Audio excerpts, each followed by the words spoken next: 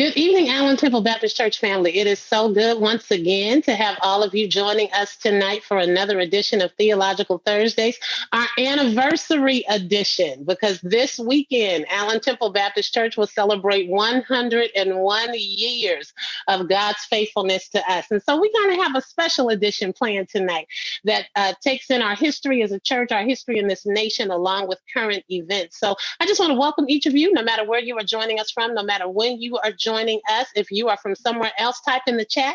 Let us know where you are viewing us from. We certainly want to keep in touch with you. And for those of you who are part of us, who join every single Thursday, always good to have you. We pray that you are being blessed and encouraged and inspired, that you are being safe, that you are following protocols, that you are listening to the science. We need you to live. At least till November 3rd. We need you to live. And with that in mind, it's a couple of housekeeping things that I need to share with you all, Allen Temple. First of all, testing is back. For those of you who are with us, you know we began testing at the end of May all the way through the end of August, and God blessed us to test over 18,000 people right there on our parking lot in East Oakland.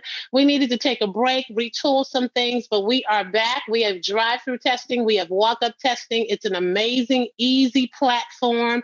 You don't even have to pre-register.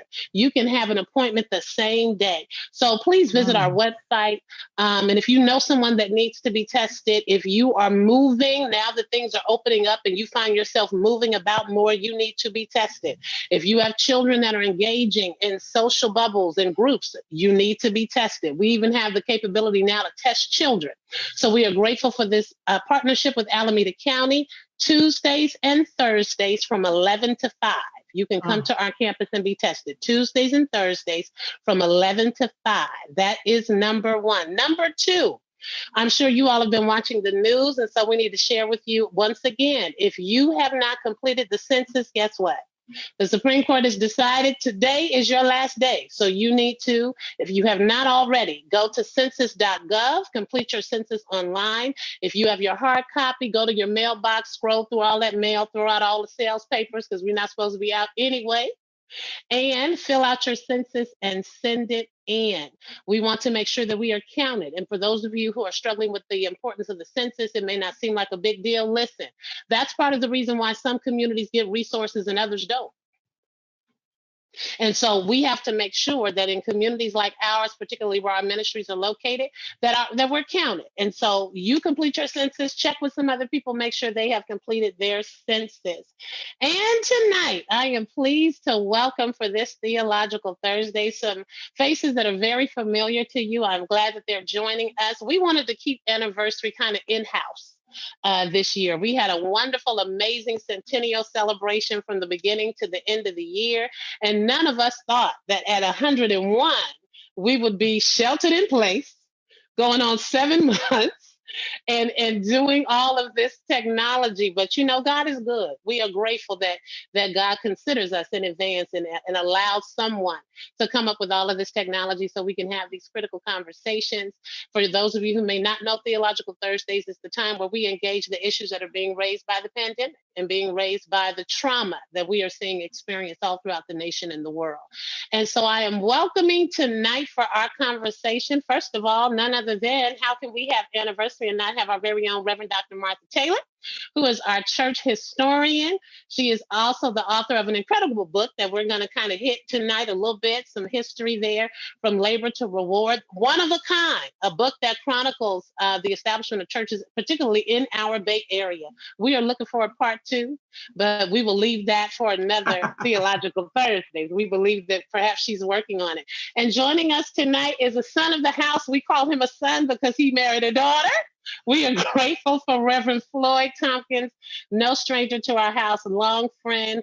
We are grateful for his presence. He is currently, let me make sure I have it right, he is the CEO of the Foundation for Justice and Peace. Did I get that right?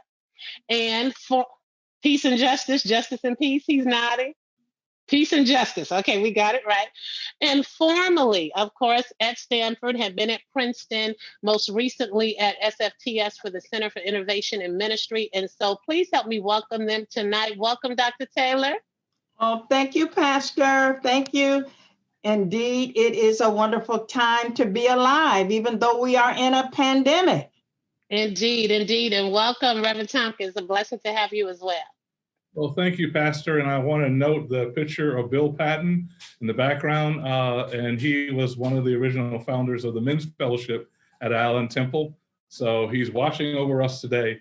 And we are glad. United Men, do you all hear that? Right there. Is that the picture right there in the back by the lamp? Yeah, that's him right there. Oh, wow. Yeah, we got to bring it closer. Let's see that. Bill Patton. Sure is.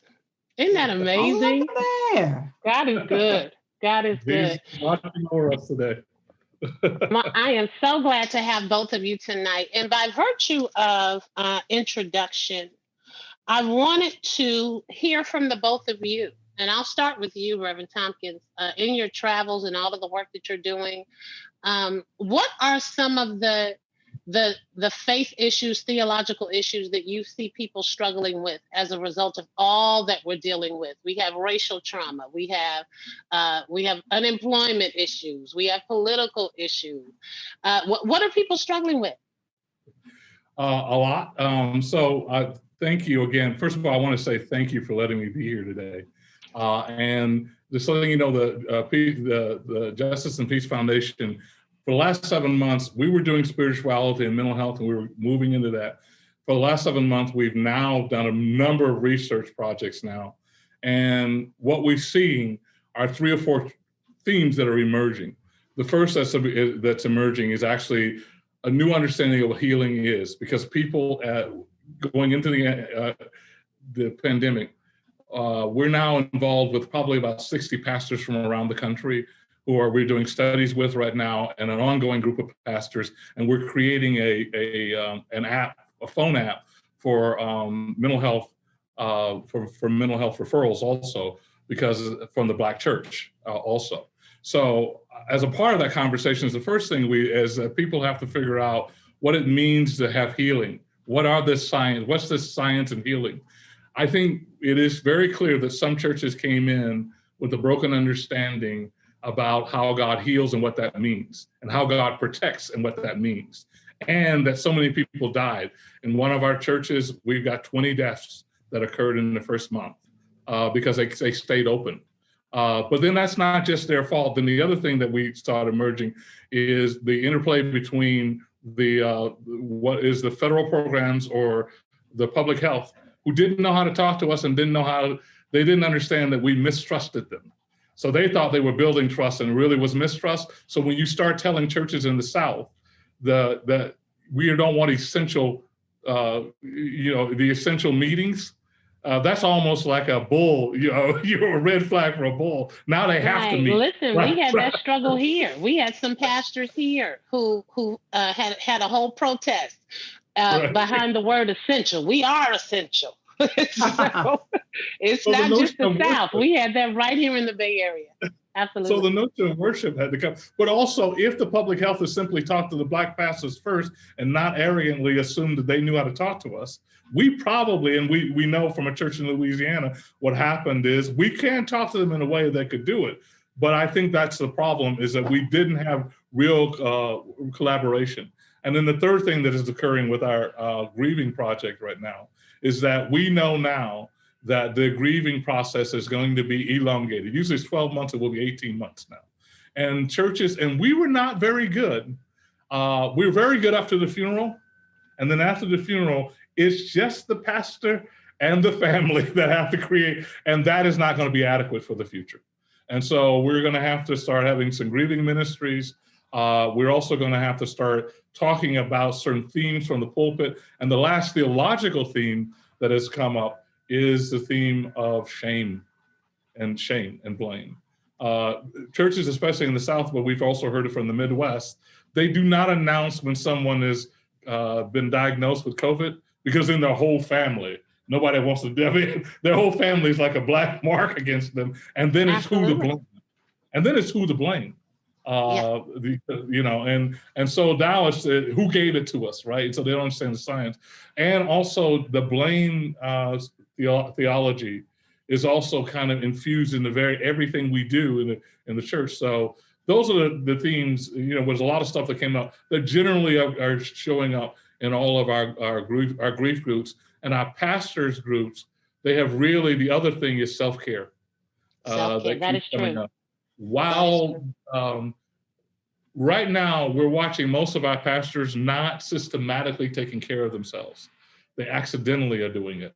And that means that when they get sick, they stop. But you actually have to build in self-care, because Zoom is actually more draining than all the one-on-one meetings you were having. And people don't realize that. Ask me how I know. Can I testify right here? Ask me how I know.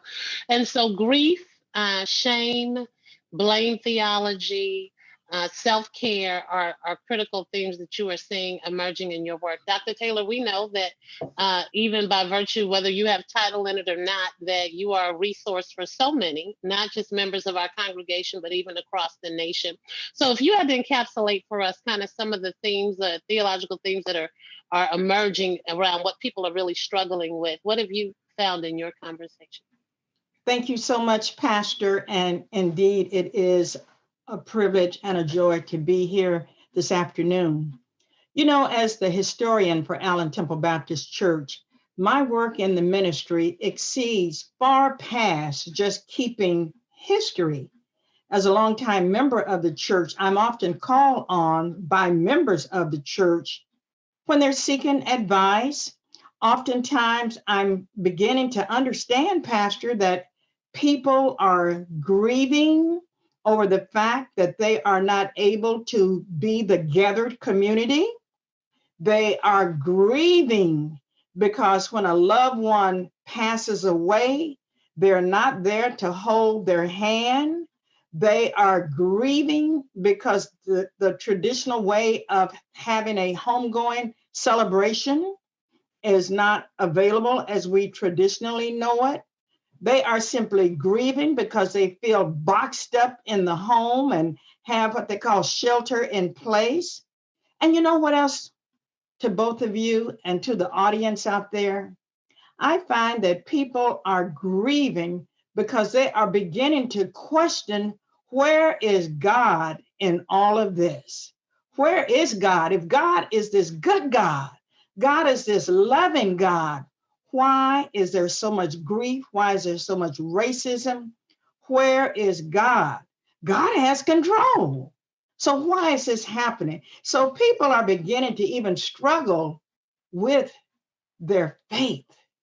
And that actually, Dr. Taylor, reaches to the heart of why I wanted to have this particular discussion tonight. As I mentioned before we got started, last week I used the term functional theology and got a lot of questions around what is functional theology, what is functional Christianity as opposed to confessional. And it's simply, as you might assume, how the words might sound. We say one thing, that this is what we believe, that God is good all the time, that we've come this far by faith, and that God is the same yesterday, today, and forevermore. And that works when it's just your confession. But when you have to deal with all of the myriad of life issues that we are struggling with now, does it work for your life? Is it functional in your everyday experience and circumstance? And so what we're finding is that for a lot of people, they are struggling because their confessional theology is not lining up with their functional theology. And so that's why I wanted to have a conversation around this whole notion of how we got over. Because the one thing that I do believe is that we certainly can learn from our history and we can learn from our ancestors, with the biggest challenge being, how are we coping? Reverend Thompkins talked about pastors not engaging in intentional self-care. And I believe that's probably true for leaders and people across industries, boards, and vocations, that we are just challenged in taking care of ourselves. And so given that this is also our anniversary edition and we are celebrating 101 years, for those of you who don't know, Allen Temple Baptist Church was founded in 1919. And there are very few of us, none of us on this line were around then. But to push our conversation further, I want to share with you some video footage that we were blessed to play last year during our centennial play that kind of gives you an idea of what was going on right here in Oakland, not just the Bay Area, in Oakland in 1919. So Reverend Williams, if you could help us by sharing some of that footage tonight, that would be grateful. So then we can kind of shift the conversation to a historical perspective.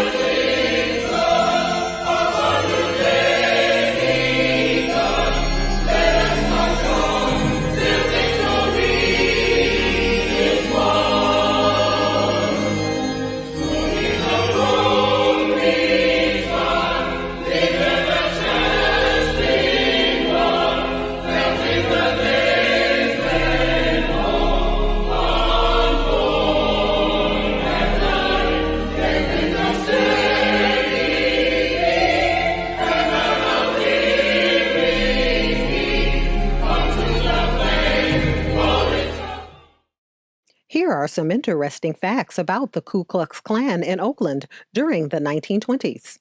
Knights of the Ku Klux Klan Incorporated opened an office in downtown Oakland in August of 1921. In 1922, a Berkeley resident, Friend Richardson, became governor of California with ardent support of the state and the local KKK. At a rally at the Oakland Auditorium, Romberg quotes a KKK speaker declaring, "The election of Richardson is imperative if we are to remove the Jews, Catholics, and Negroes from public life in California." By 1924, there were at least 2,000 Oakland members. Not only was that a significant 1% of the population, but many of them were middle class and upper middle, prominent and active citizens, including policemen, firefighters, and Protestant churchmen. Most of the publicly known members, 58%, lived in East Oakland. West Oakland was not just an older area, but more diverse than East Oakland. Given the narrow-mindedness, outright bigotry, and xenophobia that by many accounts appears to have been widespread here a century ago, Oakland was already oppressive without the Klan. Case in point, take this snippet from a 1917 Lakeshore Homes Association ownership restriction clause. No persons of African, Japanese, Chinese, or of any Mongolian descent shall be allowed to purchase, own, or lease said property, or any part thereof, or to live upon said property or any part thereof, except in capacity of domestic servants of the occupant thereof. Thank you so much for sharing, Reverend Williams. Wow. That's all I can say is wow. It feels like we could have been watching CNN an hour ago. Even back then, during those times, they were struggling with some of the same things we're struggling with the racial trauma, the political upheaval. If you know your history, the 1918 was the flu pandemic, where our Oakland Auditorium served as a hospital. And yet, in the midst of that, in 1919, African Americans in Oakland were starting churches.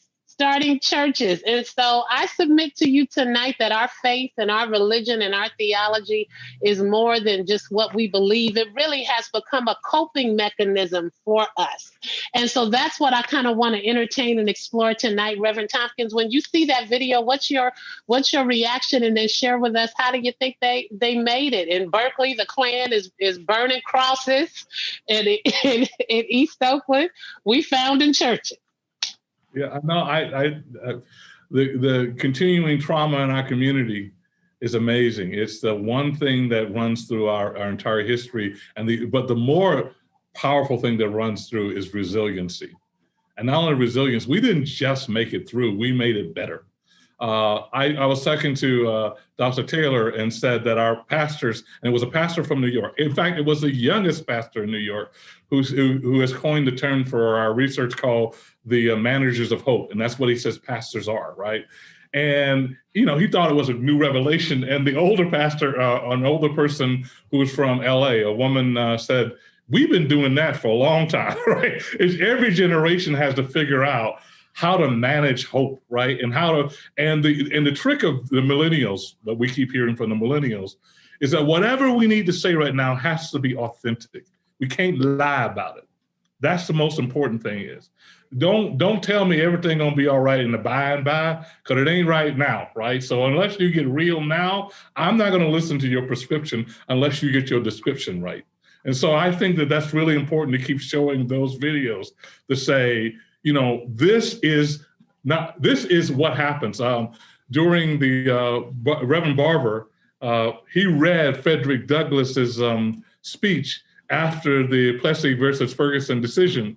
And he basically said, you know, that speech basically said, y'all don't know. And that was like 10 years before the Civil War. And everybody thought slavery wasn't going to change at all. And he said, that's how God moves. Whenever you see the deepest, darkest hour, that is when people of faith rise up because we are the light of the world. And I also have to mention one last thing our research is showing. If it's hard on Black men right now, it's harder on Black sisters, especially Black sister pastors. In our research, they're having to pivot so much because not that men aren't doing this, but let's face it, childcare, between the children staying at home, between having to deal with that, they're having to pivot so much that their managers, because in pastors, they have to manage everybody else's hope, their own hope, and this canopy of reality that's going on. So that's the other thing why I plead with sisters to make sure they do self-care, because we know now that, and they're the least, and they also take their self-care. We find the men in our surveys, they do take time off. And women say, I take time off to go to home to then work again. So they have to actually think about taking time off, meaning, and when we use this term, everybody you need to take time off from. Okay? Right. I'm holding up my good Baptist finger to say, ask me how I know. But we are grateful for God's grace. Resiliency absolutely is evident in our history. And thank you so much for lifting that up. For those of you who don't know, it's our ability to bounce back. That's what being resilient is, that you can be knocked down and bounce back. But Dr. Taylor, being a historian and having written a book, From Labor to Reward, that chronicles the emergence of Black churches in this area, in particular, a lot of Beth Eden we know as our mother church, a lot of Black Baptist churches in the area. What would you say? What was feeding their resiliency at that time? Like I said, you got the Klan burning crosses in Berkeley, and you know we think Berkeley is so liberal, we wouldn't even think that they host and hold Klan meetings. And the statistics said that 58% of the Klan members were in East Oakland, where we're located right now. Wow. You know, Pastor, and to everyone out there, as I was looking at that video clip, it really is reminiscent of my book. You know, I started off by saying, I wonder how Black churches got started in the Bay Area when there was no there for us. And, you know, what did we do? And so as I began to look at the churches, you couldn't look at it separate and apart from doing a sociological perspective. That is to look and see what's going on. Amazingly, let me just take us back a little bit, just a tiny bit. Amazingly, California was admitted to the Union in 1850, September 9th, to be exact. However, let me make this real clear. 2 years later, free California was selling slaves at the state capitol. So when we were admitted as a free state, that whole thing of people leaving the South and coming to the land of milk and honey, the very thing that people were leaving from, they were confronted with here in California. And then as we looked at that film and began to see the KKK, keep in mind during World War I and World War II, when we were leaving from, the First World War, and then we came out here, that first migration, and then there was that second migration. Just as we were looking for a better life, well, members of the KKK were looking for a better life.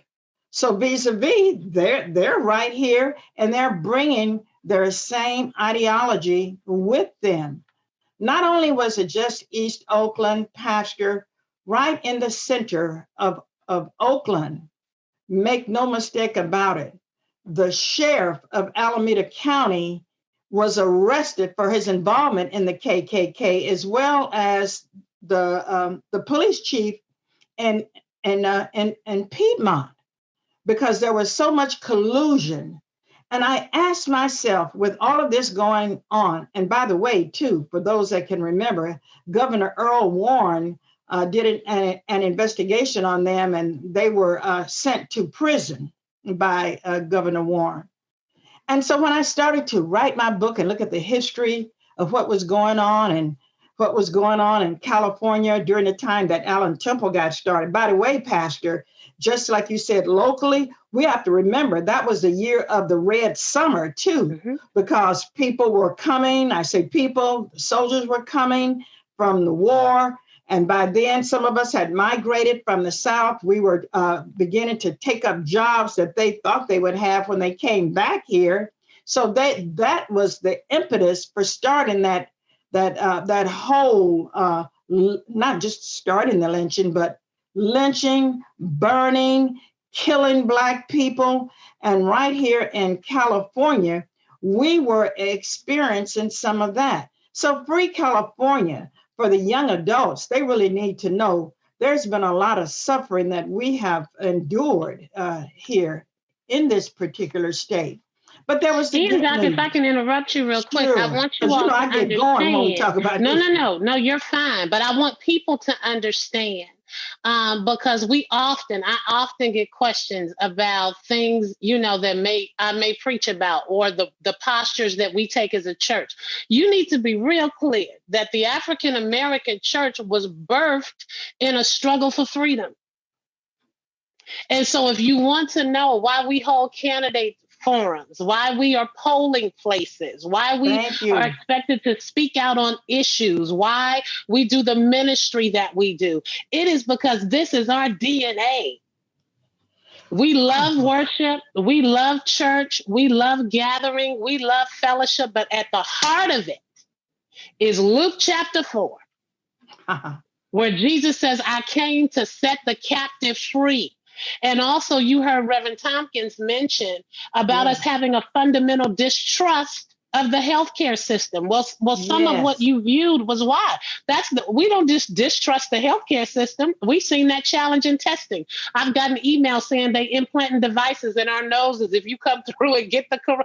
And so we distrust the political system, the educational system, the judicial system, because our experience in this country has informed how we process and how we interpret.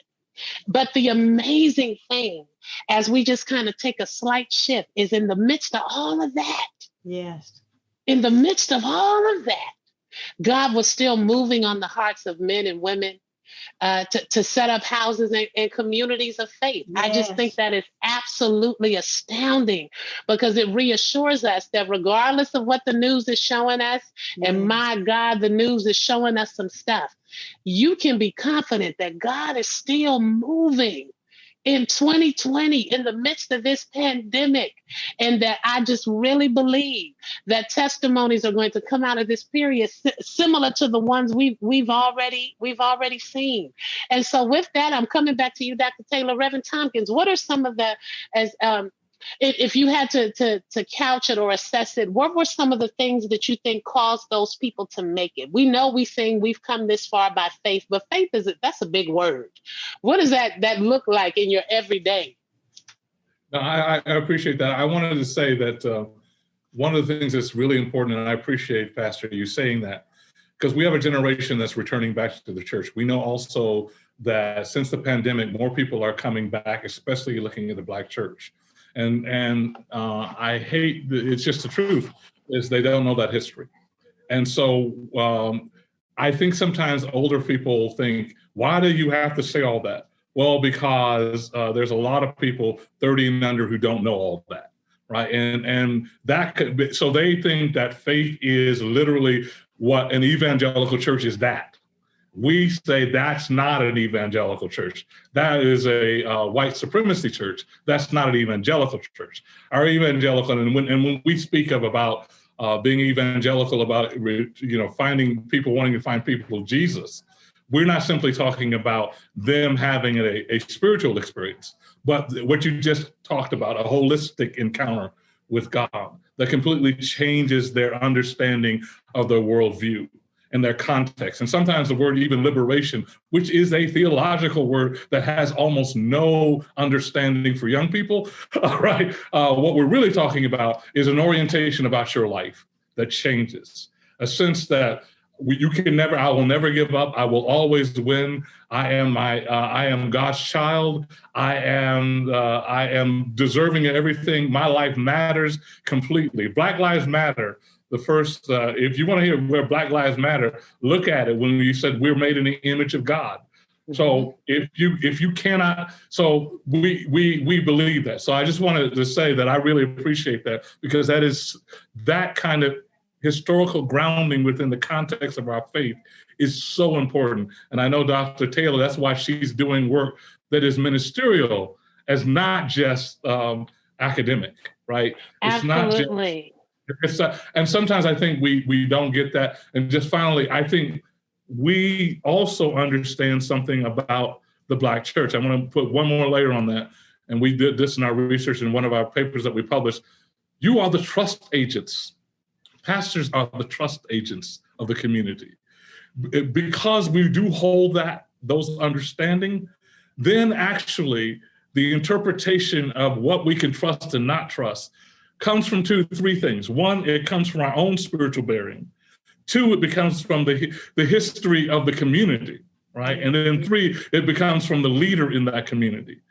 But that history of the community is important because some things we done seen before, okay? Mm-hmm. And we can say, I know it looked like this, but we this is our third time seeing it, and it really is like that. And it's only in the context of community that we can understand what we can trust and not trust. Mm-hmm. Tuskegee experiments. Yes. If you don't know about them, you don't understand our mistrust. It ain't that we're paranoid. We have evidence that people will do stuff to us. So I would say that that's important to look at the Black church as a trust agent and say our resiliency comes because we're not walking this alone. Not only do we have the Holy Ghost, we have an experience, we have community around us. All them crazy people, all them crazy cousins in the context and I say it to young people, it's like a cloud source, right? That literally all this craziness has wisdom in it, right? And to disconnect from that wisdom is to leave yourself uniquely and unbelievably naked before this evil. So you got to bury yourself with all of us, all the craziness, all the stuff. I mean, Kamala Harris. And Reverend Floyd, I dare suggest to you that we've been separated so long, we would welcome them crazy cousins and them crazy members. Exactly. We wouldn't complain about nothing. We wouldn't care who run around the church, who stand up during the service, all of the stuff that used to bother us. I think for one Sunday back in the building, we would take it all. We would take it all. We understand the rain shout now. We get it now. Yes, we do. Dr. Taylor, I know that you may not have had the benefit necessarily of being able to have some direct interviews, but what would you say in your research? And I know that your work transcends denominational lines in terms of the founding of churches, in particular, Allen Temple and other churches in our area. What would have been driving and motivating them during that time? You raised the challenges yourself. We had the Red Scare, the Red Summer of of 1919, where there were massacres all across the United States in cities like Chicago, in Washington, D.C., and other cities, everything that they would have been contending with. And yet this body of people came together and said they were going to establish a house of God. So we know that there was exclusion, right? So we can guess that you were probably not allowed or at least welcomed in these other faith houses. But do you think there were some other things that were motivating? Well, that's a great conversation to have, because when we came from the South, we came with the holistic feeling that God was with us. We have always known and felt the presence of God. So we were not about to come to the Golden State where they were selling slaves, which they didn't know about, and not have God in our presence. It was that feeding of who God was to us. We have always known intuitively that God will not leave us alone, where there's too much proof of that. And that goes back to the whole essence of what faith is. Faith is the substance of things we don't see. We can't see it. Our ancestors, our foremothers, our forefathers, they could not see the fact, but they had the faith that one day one of us is going to be president of the United States. That's called faith. And you know, the things that young people are doing now, and I have so much admiration for them as they are out on the front lines, fighting for equality, not afraid to stand up against all of the brutality. That's called faith. They may not be calling it that, but they have enough faith to go there and say, no, we're not going to take this anymore. Pastor, I'm so glad, you know, a few months back, we had the conversation that the history of just the whole ministry, the history ministry, was going to be more than just a collection, an archival ministry, that we were going to start to teach the history of we as a people to our community. And Pastor was on fire for that. I was on fire for that. So we started with this whole thing in Black History Month of not just looking at iconic people, but looking at our struggles that we had to go through. And we're always going through, as you earlier said, Reverend Floyd, we're going through. I really want to see the continuation of what we talked about, that it would happen where churches help younger people to really understand. It didn't just start now. We've been on this battlefield a long, long time. And Absolutely. To really understand systemic racism, to understand classism, to understand what the caste system is. And I believe that more than just the worship itself, which is so important, there is the teaching element. Because when we walk away and we don't know what we should know, we have been left with a feeling, but don't know how to put that feeling into action. I dare say not even just younger people. I want to commend even some of our seasoned saints, because let me tell you this, Alan Temple, in case you didn't know. When we issued the call for volunteers, when we needed people to come and to staff our testing site, when we needed people to come every week, because when the pandemic happened, I made a request of the food pantry ministry to go from serving once a month to every week. The people who responded first to the call wasn't just young people, it was our seasoned saints. All right now. It was the ones that they had told us were in the population and that they should not be coming out. And I would say to them, oh, thank you so much. We appreciate you, but we want to keep you safe. And then Dr. Taylor, Reverend Floyd, that's when I would get in trouble, because they would say, I lived through the Depression. I lived through civil rights. I lived through Black Power. And I'm going to live through this coronavirus. Pastor, you can't discriminate. And I said, well, shut me down and teach me something new. Well, put a mask on and come on and let's just get this chicken out today. And so it is beautiful. One of the things I've always appreciated about our church and the Black church in general is that we are intergenerational. We are just as concerned about, you know, our seniors and our older people as we are about our babies, because it takes all of us And when we Absolutely. allow ourselves to become divided, whether it's politics, whether it's age, whether it's gender, whatever the issue is, we do ourselves a disservice, Reverend Floyd, as you have said, because we need everybody in the room, everybody at the table. The other concern I had when I keep talking about coping mechanisms is because statistics have said we're doing some of everything, just a whole lot more. So whatever you decide what everything is, amen. We're not going to name it. Don't put it in the chat. Don't raise your hand. Don't do any of that.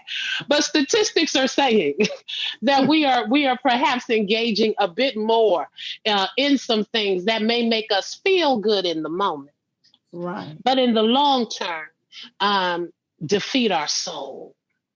And so I wanted to have this conversation too, because again, our faith and our church and our theology, it's one of the tools that we cope. That's why gathering is, we're so grieved, because we cope by being in community, by sharing songs of Zion, by being encouraged through the preach word. So given that we're in this season, what are some recommendations, Reverend Floyd? What can people do to, I'm not telling you, look, I'm telling you to curb whatever it is you're doing. And I'm telling you to increase some of these things that these experts are going to tell you tonight. So Reverend Floyd, what are some of the things you would encourage people to do in this season? So let me, I want to be honest about being authenticity. This is actually one of the biggest problems, because the white or the predominant system has not served us well. They keep saying, if you have mental health stuff, come to us. That is not how people access mental health services. They access mental health service. It's not like a broken leg. You go to broken leg, you're going to go to the emergency room. Usually mental health is because somebody said, you know what, you need some help, not that you identified yourself. So that means that the Black church and all of these forums that you're going through, one of the things the church is going to have to start doing is teaching its leadership how to identify when someone is drowning, right? Not just wait for, because people, the people who think they need counseling usually don't.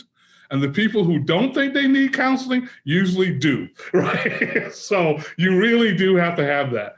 The other thing is, we haven't talked about it. Daryl Armstrong is one of our team, called Adverse Childhood Experiences, which is what's happening with our kids right now, right? And to be able to identify those real quick, and in our children's ministry, begin to do those kinds of things. And so what he's an advocate of, and at first I disagreed with him, and now I did. He thinks that every single leader of your church need to be trained about the test, the ACEs test, as a way that they can talk to people who think everything's okay, but then let's take this test together. And if you have a high score, then it helps the people go, oh, your trauma is affecting your life. Look at this, and help them get into Reverend help. Floyd, take a minute and repeat that test and explain to people what that is.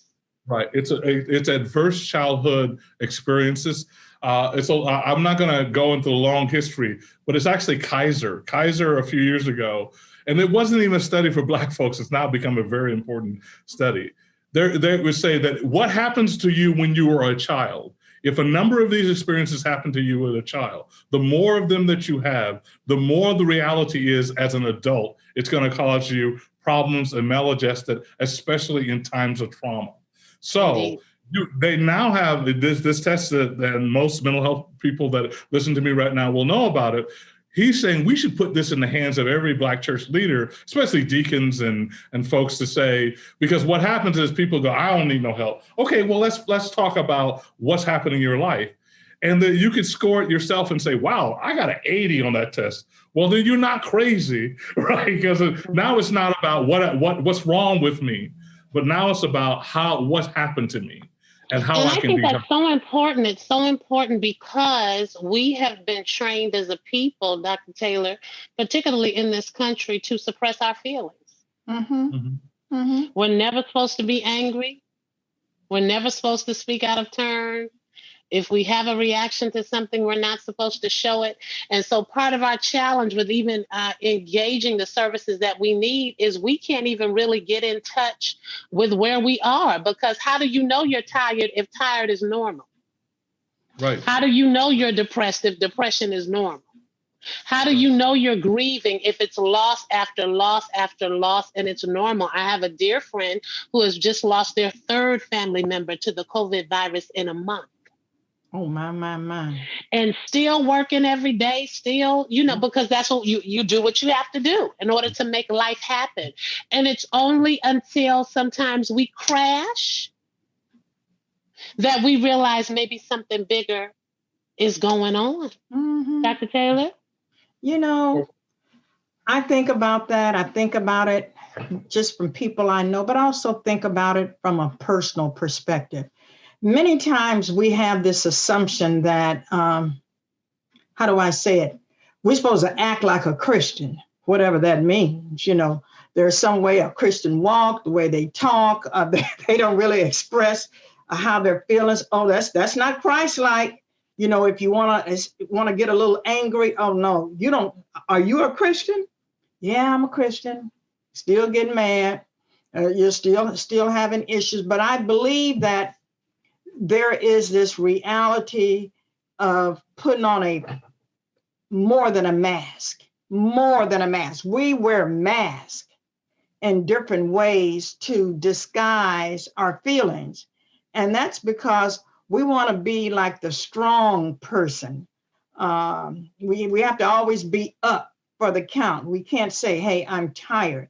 I think it's all right to say you're tired. I think it's okay for a pastor, as an example, to say, you know what? I am out of here. I'm just a little tired. And I think a congregation should be very understanding of that. I think a congregation who also is experiencing tiredness should know that even the pastor comes from the human race. And so the same experiences that we may have in terms of how we feel, we are reluctant to express that. And I would say we need to open up. We need to open up a little bit more and not be shy, not be shamed, because we are too shamed in our race as a people to express ourselves. That's why oftentimes you look at young white children and then you compare them to younger, the same age of Black children. The Black children are holding things inside, whereas the white kid is acting out and they're expressing themselves. I think we need to let go, let God, and be more expressive, communicate more how we feel, and not be so judgmental. Indeed. We are judgmental. Mm-hmm. That's a shame. And I think we have to be intentional about, I would add, Dr. Floyd, before I come back to you, we got to be a safe place. Yes. We have to be a safe place. At the beginning of the pandemic, I preached that divine disruption brings divine revelation. Oh, yes. And one of the things that are being revealed is the weaknesses in our structures and the way we need to shore up, and the way that, relationship has become critical.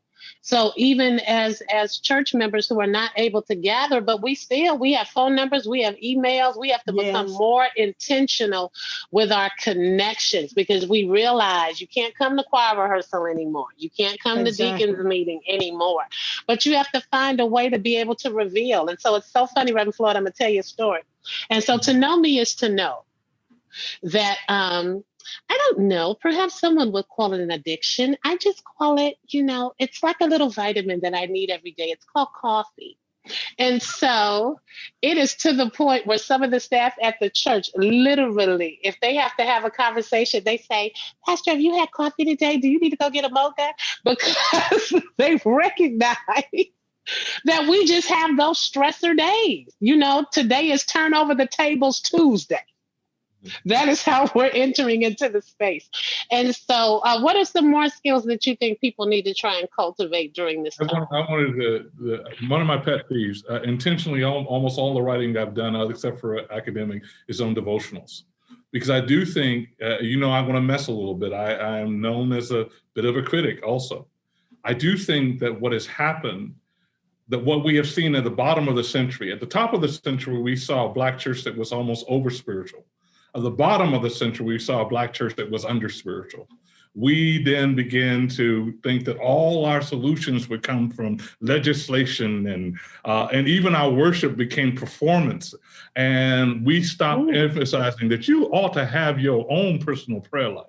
You ought to have a place where you actually talk to God and experience God in something other than just a public worship context. Yes. You have to do this. And so one of what we're looking at right now, God, and again, so I'm going to be preaching right now.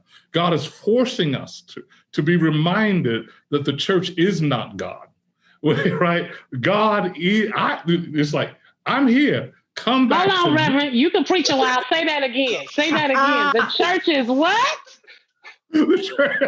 You come back to me, not just the church. Come back to me, and discover me in your own language. This is what Howard Thurman was saying. This is what even the great Azusa Street. You know, we made it a profound denomination, but before it was a denomination, it was a spiritual experience. So I believe that there's all these spiritual experiences that you can have, and so you think of yourself as, well, I'm not religious. Well, nobody asked you to be religious. All we ask you to do is to open yourself up, and guess what? God will come in. God is sitting, crouching at the door, waiting to say, if you're open, knocking at the door. And one of your predecessors and pastors, J. Alfred Smith, you know, we had a long conversation. Every time I was at Stanford, we'd come down and we'd fellowship together and whatever. And what I loved about what I could talk to him about was spirituality, right? About what you're reading. What are you reading? What are you praying about? How are you experiencing God without trying to put something around that experience? J.B. Phillips has this little book. Have everybody that ever mentored in ministry read this little book called Your God is Too Small. Take the limits off God and take the expectation about your experience of God. And when we do that, we're back to the arbors. We're back to slavery. We're back to in the field. When we're really talking about Africanisms at this point, because Africa, what came over with us in Africa is our God. Now, y'all may have translated in Christian and a whole lot of other things, but what came over was still our God. Absolutely. Right. And they called it the invisible institution that we brought over. So there was the public church that we showed up with and listened to Master's preacher, but then that same preacher would meet us down in the bush. And we would do that ring shout, and we would talk to our ancestors and do all of those things that they call witchcraft. Yes, we did. We did. And you know, Pastor, we had what they called cotton patch theology. Mm-hmm. When we were in the cotton patch, God was in that patch with us. We have never felt that the brick and mortar was necessarily where God resided. In fact, when you really study the Bible, Jesus was not confined to a synagogue. He was out and among the people. And so I'm with you on that, Reverend Floyd. You know, it's not the location. If you invite him, he says, behold, I knock. If any man, woman will open the door, I will come in and sup with them. And that's what we need to know. There's a place in our homes for God. Yes. And I will say the time I spent in Israel, Reverend Floyd, I appreciate it so much, even more so now, because I came back with an understanding of what may have been missing, you know, from our community. Because the worship experience that we had when we were there took place in homes across the dinner table with family members, with, you know, the young son being trained. And so he's reciting the service that it had nothing. Yes, we went to temple, but that's not where it really happened. Where it really happened was in your home across your table. And that could be something that God is calling us to. That can be one of our coping mechanisms. That's one of the things that we do. That, you know, there's some people who say, oh, it's not the same. I don't want to watch it on, you know, YouTube. I don't want to watch it on Facebook. Well, you don't have to. You can worship in your car. You can worship in your living room. You can worship in your kitchen. But Reverend Floyd, thank you for reminding us that our devotional life, being intentional about connecting and building our relationship with God, is a major major component of functional theology, a functional Christianity that works for your life. Absolutely, absolutely. We've come this far by faith. My friend Clay Carson would say that one of the things that the story that has not been told about Martin Luther King is that before every meeting he prayed, and before every march there was a prayer meeting. And this was this is not just a political preacher. This was a man who had faith, and their faith meant that he sought the face of God. And so anybody who thinks if you feel drained because of all that you're doing and protesting, it's because you're not filling up again. It is not the problem. The problem isn't that you're pouring out so much. It's that you're not open to be poured into, right? And I'm sorry, the political theory is not going to do it. It's just like we have to remind people all the time. When I was teaching, I would remind people that when we get into seminary, we start talking about the theology of Black gospel music, right? And as people begin to think, they thought, well, the theology, and it is true for a lot of Anglo meetings, well, the theology precedes the music. No. The reason you have an experience of Black gospel music is because the experience then was a revelation that then brought the theology, right? And so the notion that somehow there's still songs to be sung that we have not heard. Remember that song about, remember that text that says, how should we sing the Lord's song in a strange land? In a strange land. Find your song, right? You can't live in that land. But and can I tell you something funny? The way we got to the title of our time tonight is because I just kept thinking of Mahalia Jackson and Aretha Franklin, How I Got Over. Yes. My soul looks back and wonders how I got over. And so I know for those of us living in these pandemic times, the years will pass, right? They thought this in 1918. Everything that we're struggling with when they had the flu pandemic, it was the same thing. They thought it was Satan. They thought that Jesus was coming back on Thursday at 1:00. They thought that the earth was going to be destroyed by fire on Friday at 2:00. All of the theological challenges that we're dealing with. Is God angry? Are we good enough? What's going on? Who's good? Who's bad? Who should be let in? Who should be kept out? They did that in 1918. And then you know what happened? Time kept going. Kept moving. Kept moving because time is not in our hands. That is not ours to manage. That is God's to manage. And there are those who can say, my soul looks back and wonders how I got over. That is how we got here tonight. The lyrics for those songs where they sang, I want to thank him for how he kept me. I want to thank him because he never left me. I'm telling you. Don't get me started. I could talk myself into something right now. Yes, I can. I need to be quiet. I'm go there too. So I think we all could go there. You know, we've been through so much. We have. I think the hope that we have is that God has brought us this far. And he will not leave us. If we just put that in our spirit, this too shall pass. Absolutely. You know, the person that has Trump doesn't have the last word. Let's be very clear on that. We can see right now, the outside is not doing a lot. It's things that are happening of his own doing. God has a way of just making a person who is acting up, such as what he's doing, they end up being their own enemy themselves. Mm-hmm. So I look at what God has done through Allen Temple, 101 years. You know, we started out, like they say, with 21 borrowed chairs. Mm-hmm. I don't know what those chairs were borrowed from. I've often wondered who occupied those first 21 seats. And then look how we have navigated. We've gone from over on Seminary. We've gone to the 85th Avenue Baptist Church. Then we went to what we now call the J. Alfred Smith Fellowship Hall, which was our sanctuary. And now God has laid it on, you know, Pastor Smith's mind. And through the help of the congregants, we built this beautiful sanctuary. We have expanded to a full 4-block area, inclusive of our Family Life Center. Don't tell me that we don't serve a good God.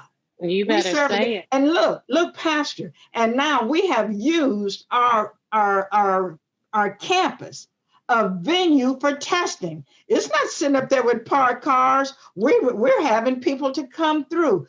God is always working when you open this up. I believe that. He has not left us, and he will not leave us. I believe that. And in that regard, Reverend Floyd, you want to leave some closing words as a manager of hope? Leave the people with some hope today? Yeah. Well, I just simply want to tell you a story. And I again, because a lot of what I do, we deal with a lot of generations, but the one that's on my heart is those under 30 right now who are struggling. There's a sister that I talked to yesterday calling a lot of folks around the country, and this 30-year-old, she's 25 years old. She is a Black poet, and she is speaking in marches right now. And I've known her since she was in middle school. And I talked to her, and that's what I mean about the song. I talked to her. She was, and her daddy was a preacher, and she and of a certain theology that didn't lift her up as a woman. And now she is a Black poet, with a published Black poet at 25, speaking at marches right now.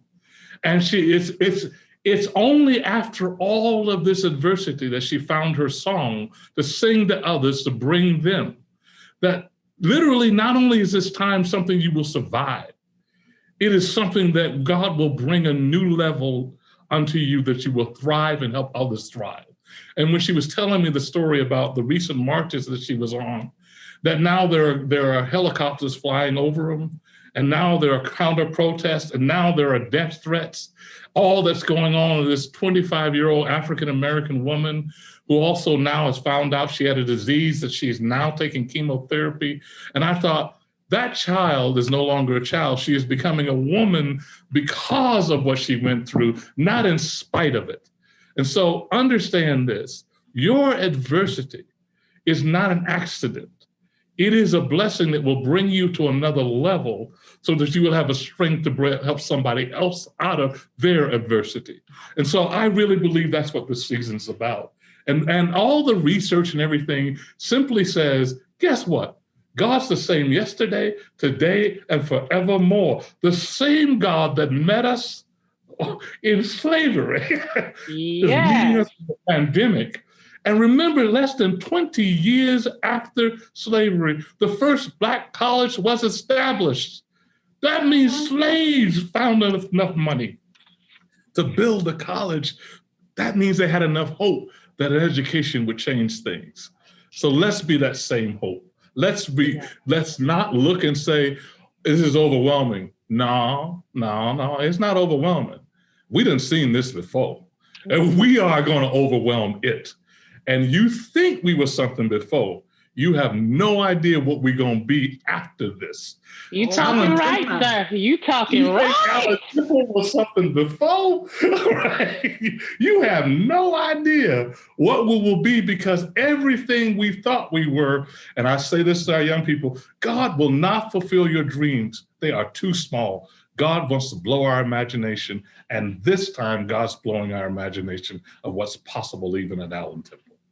I believe that. And look what God has done with one with a passion for history and one with a passion for innovation, and brought them together on the line. And I'm excited. I felt like I've been to a whole church service. I'm like, yes, Lord. Yes, Lord. I pray that you all have been blessed by this conversation. I pray that you are reminded that we have come this far by faith. How we got over, our souls look back and wonder. But some of our souls know it was always God. It's still God today, and it will be God in the future. Dr. Taylor, do you mind just giving us a brief closing word and then praying for us? We might as well just pray on out of here. We done talked about lyrics and songs and preached a little bit, Reverend Floyd did. Yeah. So we might as well just have prayer. Amen. You know, when you bring a preacher in the house, a preacher gonna do what a preacher do, and that is get a little preach word in. Thank you so much. You know, yes, God is good. God is real. The things that God has brought us through, eyes have not seen, ears have not heard what the Lord has in store for us. I believe it. I receive it. Don't give up. Don't give in and don't give out. Keep moving, keep moving, keep moving. And as we just have a brief prayer, let us remember God is alive. Gracious God, we just thank you for this beautiful time together today. Just when we think we are physically separated, you have such a way of bringing all of us together.